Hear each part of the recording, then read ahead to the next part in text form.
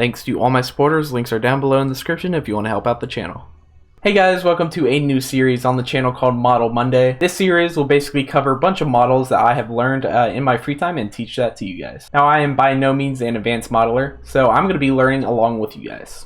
Anyways, this first episode we're going to be doing a hammer, so let's go and get started. So I'm just going to come out here, delete all these objects in our scene, and then I'm going to go to the side view up here. Now I'm actually going to import a reference image. If you want to download that image, the link is down in the description below for you to download. So I'm just going to hit F3. Then if I type in reference, it'll pop up with this. Once you have found the image, just go ahead and load that in. And then it's actually rotated incorrectly, so I'm going to R and then rotate that so it's going straight up and down. Now there are many ways to model out this hammer. However, in testing I found that the best way to do for me is to actually make a 2D shape with the hammer and then actually extrude that out to be its own 3D object and then kind of mess around with it from there. So to get started, let's Shift A, add a mesh plane like that, and then we can hit RX 90 to rotate on the x-axis 90 degrees. I'm just going to hit S to scale this down, and I'm going to start at the bottom and work our way up. Before we get started, I always like to work with subdivision surface already applied, so I'm going to come to the modifiers tab, add a modifier and subdivision surface.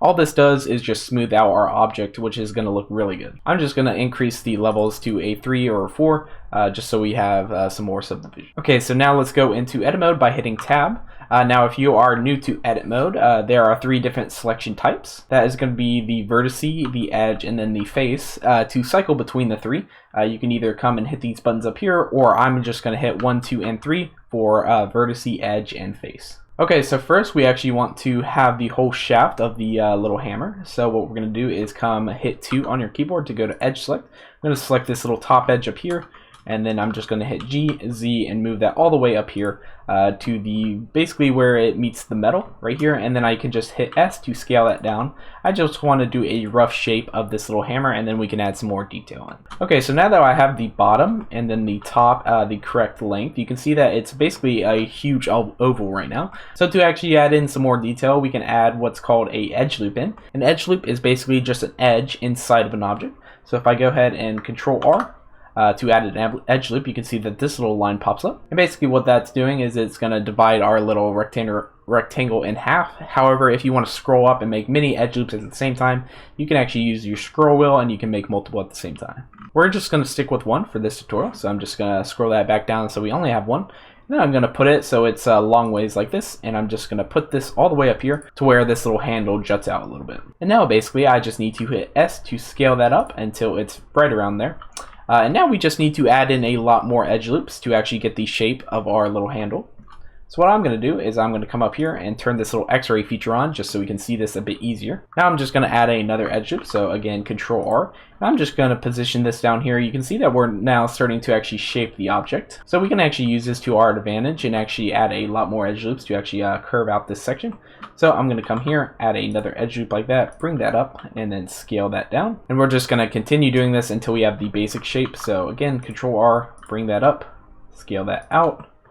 Then Control R, bring that there, scale that out. I actually see it, there's another little indentation right here, so I'm gonna Control R, place it there, then scale it in just a little bit. Now I do notice that we are having a little bit of wood stick out of the bottom, so what I'm gonna do is just gonna select all these edges down here and then GZ, move that down. Okay, so I'm coming up right here. We notice that we have a little bit of wood sticking out. So to actually correct that, I could move this little edge over like that. However, now this side is exposed.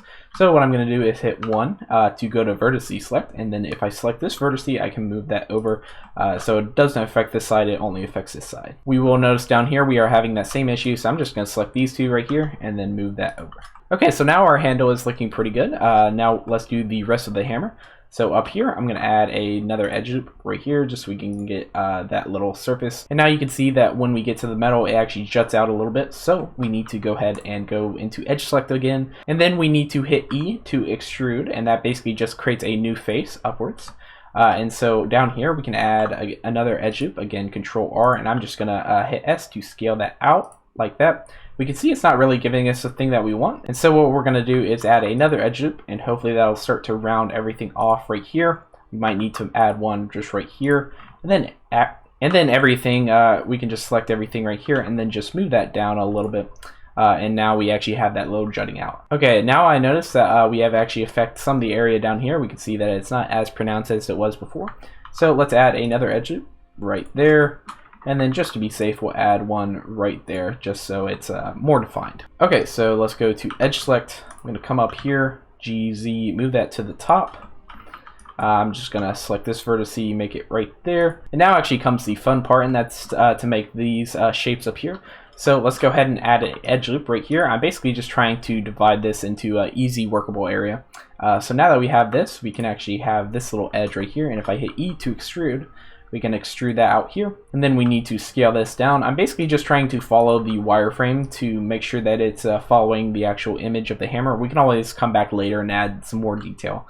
So again, E, S to scale, and then just position it there, E, S to scale, and we're just going to continue doing that until we get to the bottom. Okay, so now you can see we reached the bottom. However, we're getting some clipping issues on the top. So again, go to vertex select. I'm just going to select these vertices and push those up a little bit, just trying to fill out our shape. Okay, so that side is looking pretty good. I'm just going to move this little vertex over here so it follows more of our side. Now we need to do the actual hammer head and everything, so I'm just going to do the same method as before. Select this little edge. We're going to hit E to extrude, scale that down right there, then E to extrude, scale it down, E, scale, E, and then scale. You guys get the picture. Okay, so now we have this. We will see that we are having a lot of spacing issues and everything. So what I'm going to try to do is actually fix some of this. I'm going to go back up to X-ray just so I can view that a little bit easier. And I'm just going to move that there. We might actually need to add another edge loop here and then move this vertex up like that. We can move this vertex down, and then this one we can actually move like down here and down here.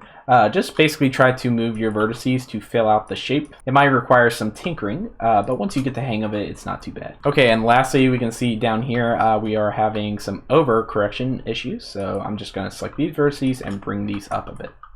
Okay, so now I think we have the basic shape of the hammer complete. Let's actually come out of X-ray, and then if I come out of edit mode by hitting tab and select this and hit H, we can actually hide this. And so yeah, here is the basic shape of our hammer. It is looking pretty good. And so now we are actually ready to extrude this and make it its own 3D object. So let's select the hammer again, come back to edit mode by hitting tab. Now what we want to do is actually extrude this to make it a 3D object instead of a 2D plane. So I'm just going to hit A, and then we can press E to extrude, and that actually extrudes it along this little way, which is what we want. So that is looking good. I'm just going to extrude it just so the front is a nice little circle. You can also mess around with it after you extrude it if you hit G and then Y. I'm just going to make it something like that. That is looking pretty good. Now this is looking pretty good. However, it's super smooth right now, and we actually need to make this a little more rigid at the top. The handle is looking fine because it's more of a rounded handle, but the top shouldn't be as rounded as the handle. So what I'm actually going to do to speed up our modeling process is actually use a mirror modifier. A mirror modifier basically means that you only have to model out half a object, and then the other half is copy and pasted on the other side of the object just to save on some time. Now the easiest way I found to actually do a mirror modifier is to go ahead and make a edge loop in the middle of your object and split it in half. So let's go ahead and add a edge loop. Again, Control R, just put it in the middle. So just right click that out to put it in the exact middle of our object. And then what we want to do is actually delete half of the object. So if I come to the top view right here, and then if I go into face select mode by hitting 3 and then come up here to the X-ray mode, we can actually select all the faces on this side of the object. And then what we're going to do is hit X and then delete the faces like that. Now if I come out of X-ray, we can see that now our object is split in half and we don't have any faces on the interior. You don't want any interior faces just because we are actually going to combine the two different sides of the mirror modifier, and we don't want faces in the middle. That's just going to muddy up our model. Okay, so let's go ahead and apply the mirror. I'm going to come to add modifier and then come down to mirror. And you can see that's doing a bunch of wonky stuff. But basically you can come down here and change these different types. Instead of X, we want it on Z. Now there are many ways to actually do a mirror modifier. You can do it along the axis, or you can actually add in a mirror object to use. Now for the sake of my tutorial, I'm just going to stick with the Z-axis, but make sure to mess around if you want to do a little object. So with the whole model selected, again that's hitting A, we're going to hit G and then move it on the y-axis until we get the clipping right in the middle right there. Now one thing that we do want to add is clipping right here. Basically once we apply the modifier, it won't have duplicate vertices on top of each other. It'll actually combine some vertices in the middle and make it a seamless transition. Now I do want to go ahead and put this mirror modifier before our subdivision surface. It doesn't matter too much, but that is just how I like to work. Okay, so now let's actually play around with some of this. I will notice that this little part of the hammer is too thick, where it should be pressed in a little bit, so I'm just going to face select some of these, and then hit G, Y, and just move that in just a tiny bit. And you can see that what the mirror modifier is doing now. Whatever I do on this side, it's also going to do on this side. So that's just a big help when modeling. Okay, so now if I take a look around the object, we can see that the head of the hammer actually looks pretty decent and pretty rounded like we want it to. Same goes with the handle of the hammer. It's looking pretty good. However, the only part that's a little questionable is all the stuff that's back here. So what I'm going to do is actually hide all those faces just so we don't affect those when we do edit this back here. The reason we're doing this is because if we affect anything back here, it'll actually affect the head and the handle, which we don't want. So say if I add a edge loop right back here and bring that out, you can now see that our hammer head is now a square and our handle down here is very chunky, and we don't really want that. And so what I'm going to do is only select the faces that are on the head. So I'm going to hit C and then just kind of click around here until I get all the faces like that. And so next, to do the handle, I'm just going to come to the side view, and then if I hold shift and select all the faces down here, so that's all the faces on the handle. Now we have both of our zones actually correct. So what I'm going to do now is hit H to hide those, and that only hides it in the edit. So if I come back out here, you can see that they are unhidden. However, in the edit, we're only working with this little back face. Okay, so now let's go ahead and edit some of this back here. Now let's go ahead and add in a loop cut in the back just to get that little separation of the hammer like you're pulling up a nail or something. So Control R, I'm just going to put it right around there. That is looking good. Now I just want to select all the faces to delete that are going to be our little middle separation selection. So right down there is looking good, and then let's also select these on the bottom.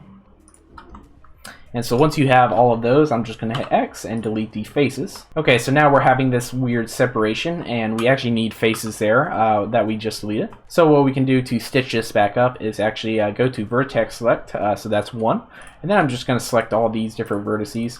And then once I have this, I know I want this to be a face. I'm going to hit F on our keyboard, and that will basically create a new face from all the vertices. Now you do want things of 4, so I'm going to select this, this, this, and this to be a face. And then just going to keep going down the line until we get the whole side patched up. Okay, so now we have the whole side patched up. However, it's looking very weird. So let's actually mess around with this a little bit. Let's go into edge select. I'm going to move this little edge right here. I know this needs to be closer to the middle because hammer kind of goes diagonally, not straight. And then I'm just going to do the same. So G, Y. Bring that out a bit. It might help if you go to the top. We basically just want to do a nice little fall off right here. So let's select that. G, Y right there. Then G, Y right there. Basically, you're just playing around with these little things. Okay, so now that it's looking pretty good, let's actually come out of edit mode and hit Alt-H just so we can view this little reference image. If we see right here, we can see this is actually a very sharp edge, along with all these edges right here. And so what we want to do is actually recreate that in our object. So if I come down here, we just need to add some more edge loops. So first of all, let's add an edge loop at the end just to make a nice little pointy end. And then we need an edge loop on top going through like this. So there we go. We don't want it too sharp because everything in real life actually does have a bevel on it, even if it's super sharp. And then I also noticed that we need a nice little edge loop down here as well. And that is looking pretty good. Now this is a good time to check our object and see how it is doing. So let's come out of edit mode. And we can see that all of our things are remaining as they were. You can see that our little hammerhead isn't square like it would have been before, and our little handle is looking good. And so that is actually it for this tutorial. We got a pretty cool result. Now it's not totally faithful to this result. So if you wanted to, the only thing I really see right now is maybe this little bump right here. And you can always try messing around by playing around with some of these like little edges and stuff, trying to get them less curved, maybe something like that.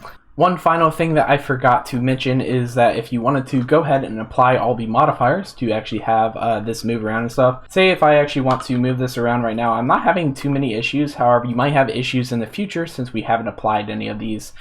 So if you don't have to, I wouldn't apply them, but if you want to, then go ahead and click this little caret, apply, and then apply the subdivision as well. But anyways, guys, that's going to do it for the first episode of Model Monday. Hope you guys learned a thing or two about modeling and got a pretty cool result in the process. Anyways, we have a Patreon and Discord. Links to those are in the description below. But anyways, guys, thank you guys so much for watching, and I will see you guys later. Peace.